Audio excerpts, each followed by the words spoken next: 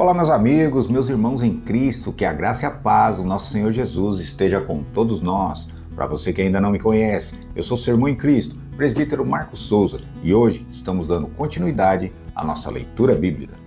Estamos já no capítulo 12 do Evangelho de Marcos, e hoje nós vamos ver a sabedoria de Jesus. Em apenas uma simples parábola, ele consegue descrever tudo o que vai acontecer com ele mesmo e com o povo de Israel, especificamente com os fariseus. A sabedoria de Jesus será testada pelos maiores teólogos daquela época, que eram os fariseus, os saduceus e até mesmo os herodianos. E se Jesus caísse na armadilha deles, estaria em sérios apuros. Jesus mostra a todos eles em algumas passagens bíblicas que ele é o Messias e também vai falar sobre a sua divindade junto ao Pai. Tudo isso e muito mais somente nesse capítulo que está imperdível. Mas se por acaso você está chegando agora no nosso canal e você tem o interesse de ver também os capítulos anteriores, fique conosco até o final desse vídeo que nós vamos deixar para você a playlist que contém todos os capítulos até aqui, tá bom? Mas antes de começar, já sabe, né? Já vai deixando aí aquele like, se inscreve no nosso canal se você ainda não é inscrito. Não esquece de ativar o sininho de notificação para você não perder nenhum conteúdo. E principalmente, compartilhe esse vídeo com seus amigos. Você não tem ideia de como isso nos ajuda. E também pegue já a sua Bíblia, seu caderninho de anotação. Não esqueça de fazer a sua oração antes de iniciar qualquer texto bíblico, para que o Espírito Santo venha te esclarecer os textos e bora para a leitura.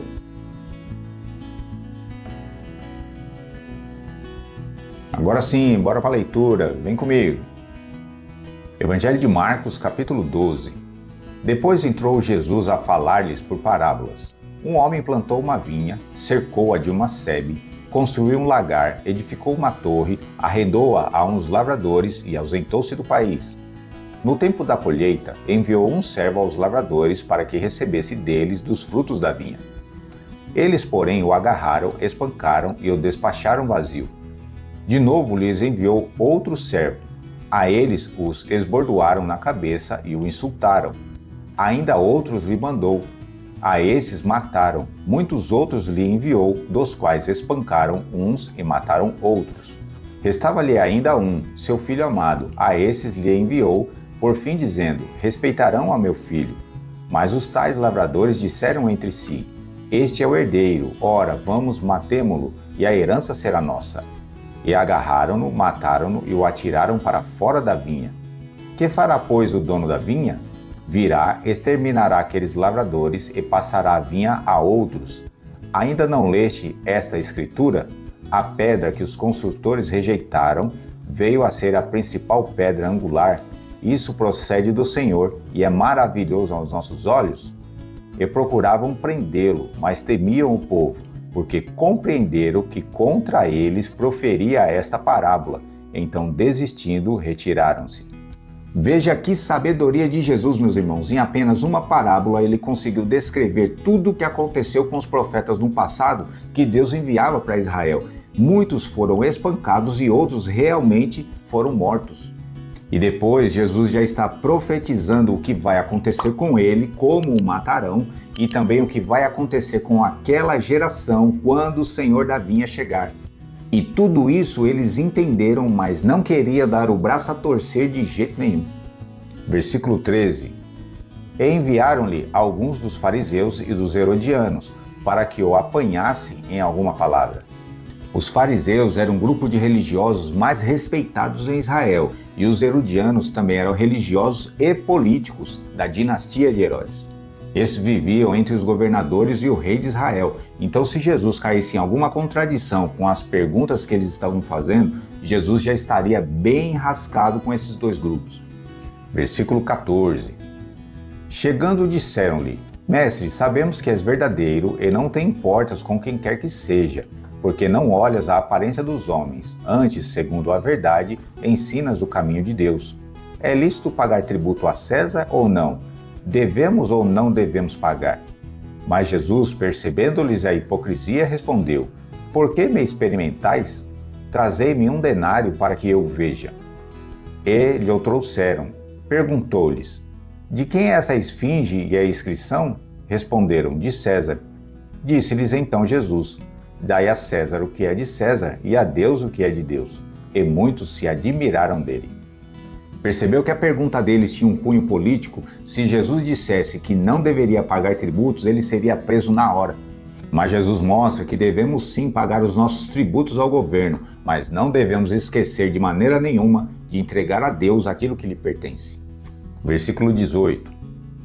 Então os saduceus, que dizem não haver ressurreição, aproximaram-se dele e lhe perguntaram dizendo: Este grupo de saduceus são aqueles que não acreditavam na ressurreição futura. A teologia deles era bem diferente se comparada com a dos fariseus.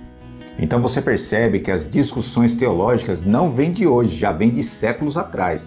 E olha aí agora a pergunta deles. Versículo 19. Mestre, Moisés nos deixou escrito que, se morrer o irmão de alguém e deixar mulher sem filhos, seu irmão a tome como esposa e suscite descendência a seu irmão. Essa lei que eles estão dizendo é essa aqui, leia comigo. Quando irmãos morarem juntos e um deles morrer e não tiver filho, então a mulher do falecido não se casará com um homem estranho de fora. Seu cunhado estará com ela e a receberá por mulher e fará a obrigação de cunhado para com ela. E o primogênito que ela lhe der será sucessor do nome do seu irmão falecido, para que o seu nome não se apague em Israel. Graças a Jesus que nos libertou da escravidão da lei. Você já pensou se a gente tivesse que fazer isso hoje? Versículo 20. Ora, havia 7 irmãos. O primeiro casou e morreu sem deixar descendência. O segundo desposou a viúva e morreu, também sem deixar descendência, e o terceiro da mesma forma. E assim os 7 irmãos não deixaram descendência. Por fim, depois de todos, morreu também a mulher. Na ressurreição, quando eles ressuscitarem, de qual deles será ela a esposa? Porque os 7 a desposaram. Respondeu-lhes Jesus: Não provém o vosso erro de não conhecerdes as Escrituras nem o poder de Deus? Pois, quando ressuscitarem de entre os mortos, nem casarão, nem se darão em casamento, porém, são como os anjos nos céus. Quanto à ressurreição dos mortos, não tendes lido no livro de Moisés, no trecho referente à sarça, como Deus lhe falou: Eu sou o Deus de Abraão, o Deus de Isaque e o Deus de Jacó? Ora, ele não é Deus de mortos, e sim de vivos. Laborais em grande erro. Jesus mostra que na eternidade nós seremos iguais aos anjos, que esse tipo de sentimento não existirá entre marido e esposa. E quando ele diz que Deus é Deus de vivos, ele não está dizendo que Abraão, Isaque e Jacó estão vivos lá no céu, não. Ele está confirmando que esses serão ressuscitados no último dia. Note também que esse grupo de saduceus, que eram doutores nas Escrituras, homens que estudavam a Torá todos os dias, Jesus os repreende dizendo que eles não conheciam as Escrituras. Isso mostra a importância de ler e entender a Bíblia. É por isso que nós estamos aqui, para te ajudar a você não cair nos mesmos erros que os saduceus estavam caindo. Versículo 28. Chegando um dos escribas, tendo ouvido a discussão entre eles, vendo como Jesus lhe houvera respondido bem, perguntou-lhe: Qual é o principal de todos os mandamentos? Respondeu Jesus: O principal é: Ouve, ó Israel, o Senhor nosso Deus é o único Senhor. Amarás, pois, o Senhor teu Deus de todo o teu coração, de toda a tua alma, de todo o teu entendimento e de toda a tua força. Este mandamento você encontra em Deuteronômio capítulo 6, verso 4 e 5. O segundo é: Amarás o teu próximo como a ti mesmo. Não há outro mandamento maior do que este. Disse-lhe o escriba: Muito bem, mestre, e com verdade disseste que ele é o único, e não há outro senão ele. E que amar a Deus de todo o coração, e de todo o entendimento, e de toda a força, e amar ao próximo como a si mesmo, excede a todos os holocaustos e sacrifícios. Vendo Jesus que ele havia respondido sabiamente, declarou-lhe: Não estás longe do reino de Deus. E já ninguém mais ousava interrogá-lo. Veja que o próprio escriba reconhece que esses 2 mandamentos que Jesus mencionou está acima de qualquer holocausto e sacrifício que se possa apresentar. Ou seja, não lhe adianta nada fazer campanhas, fazer longas orações, fazer as obras sociais, estar todos os dias no culto, se lhe falta esses 2 mandamentos. Note que Jesus vê o coração desse escriba e a sinceridade em suas palavras, mostrando que ele estava a um passo de entrar no reino de Deus. Bastava aceitar a Jesus. Mas como Jesus se intitula como Filho de Deus e no verso 32 ele está dizendo que há somente um Deus, isso o impede de ir adiante e aceitá-lo. Versículo 35. Jesus, ensinando no templo, perguntou: como dizem os escribas que Cristo é o filho de Davi? O próprio Davi falou pelo Espírito Santo: disse o Senhor ao meu Senhor: assenta-te à minha direita, até que eu ponha os teus inimigos debaixo dos teus pés. Jesus está citando a passagem do Salmo 110, verso 1. O mesmo Davi chama-lhe Senhor, como pois ele é seu filho, e a grande multidão o ouvia com prazer. Jesus está mostrando a todos ali que esse salmo fala do Messias e que ele não poderia ser filho de Davi, como todos acreditavam, porque o próprio Davi lhe chama de Senhor. E isso acaba dando um nó na cabeça dos estudiosos, porque eles nunca aprenderam que o Messias seria o próprio Deus e que ele seria mesmo antes de Davi. Então Jesus, sendo o Messias, ele também era o Senhor de Davi. Para eles era impossível entender isso, porque o próprio Jesus, há versículos atrás, disse que o Deus de Israel é o único Deus, e agora ele está dizendo que está assentado ao lado de Deus. Como que pode ser isso? Aqui vemos indício da Trindade divina, pois o Salmo diz: disse o Senhor, ou seja, Deus, ao meu Senhor, Jesus. Veja que o próprio Davi tem Jesus como seu Senhor, então jamais ele poderia ser o seu filho. Isso é bem complicado de entender até para nós, é ou não é verdade? E muitos hoje, por não entender isso, acabam não crendo na Trindade divina, acreditando que isso é uma invenção da Igreja Romana. Versículo 38. E ao ensinar dizia ele: guardai-vos dos escribas que gostam de andar com vestes talares e das saudações nas praças, e das primeiras cadeiras nas sinagogas e dos primeiros lugares nos banquetes, aos quais devoram as casas das viúvas e para justificar fazem longas orações. Estes sofrerão juízo muito mais severo. Em que sentido seria esse juízo severo que Jesus está dizendo aqui? Seria na terra com maldição ou lá na eternidade? Assentado diante do gasofilácio, observava Jesus como o povo lançava ali o dinheiro. Ora, muitos ricos depositavam grandes quantias. Vindo, porém, uma viúva pobre, depositou 2 pequenas moedas correspondentes a 1 quadrante. Dizem que 1 quadrante equivale a 1 denário dividido por 64 partes. 1 denário ele é correspondente ao valor de um dia inteiro de trabalho. Então pega esse valor e divide em 64 partes. Nos cálculos de um salário mínimo hoje, essas 2 moedas que essa mulher depositou equivale a menos de R$1. Verso 43.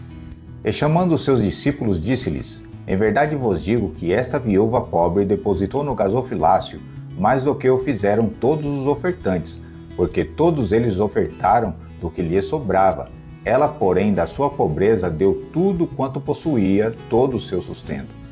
Aqui Jesus mostra como nós devemos ofertar para Deus. Não devemos dar a Deus aquilo que nos sobra, mas sim aquilo que poderá nos fazer falta, como fez essa viúva. Isso mostra que quando ofertamos, nós temos que dar com alegria por estar ajudando a obra do Senhor, porque essa viúva não precisaria estar depositando as suas 2 únicas moedas.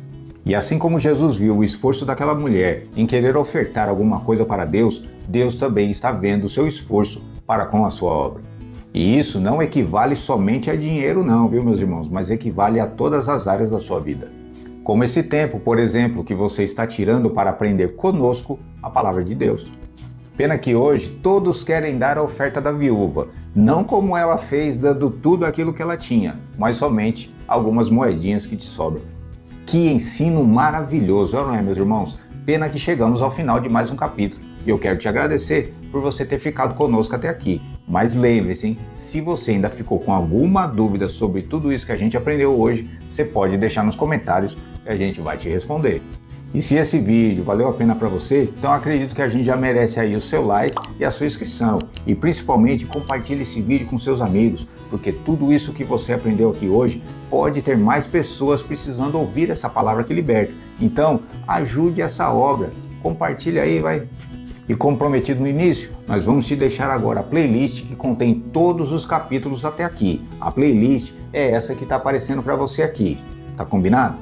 Então fique com Deus, um forte abraço e te espero, no próximo capítulo.